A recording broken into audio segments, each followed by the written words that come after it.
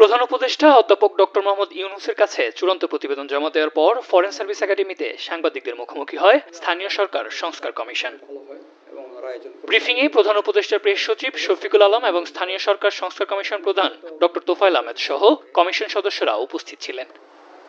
এ সময় কমিশন প্রধান বলেন, রাষ্ট্রীয় সংস্কার ছাড়া কোনো নির্বাচন হলে তাতে ভালো ফল আসবে না। মূল সংস্কারগুলো না করে ইলেকশন করলে কোনো লাভ হবে না। লোকাল গভর্নমেন্ট ইলেকশন ওনাকে চান বা বলেন, আমরাও চাই, কিন্তু ইলেকশনের প্রশ্ন আসলে আগে সংস্কার না করে কোনো ইলেকশন করলে কোনো লাভ হবে না। এ সময় সংস্কার প্রস্তাবে স্থানীয় সরকার মন্ত্রণালয়ের নাম পরিবর্তন এবং গ্রাম আদালত বিলুপ্তির সুপারিশ করার কথা জানান তোফায়েল আহমেদ। বলেন, উপজেলাতে পূর্ণাঙ্গ দেওয়ানি ও ফৌজদারি আদালত এবং এডিআর চালু করার সুপারিশ করা হয়েছে। ইউনিয়ন পরিষদ লেভেলে গ্রাম আদালত নামক একটা আদালত আছে। এটা দেখা যাচ্ছে, আমরা স্টাডি করে দেখেছি, এটা অ্যাবিউজ হচ্ছে, এখানে মিসক্যারেজ অফ জাস্টিস হচ্ছে।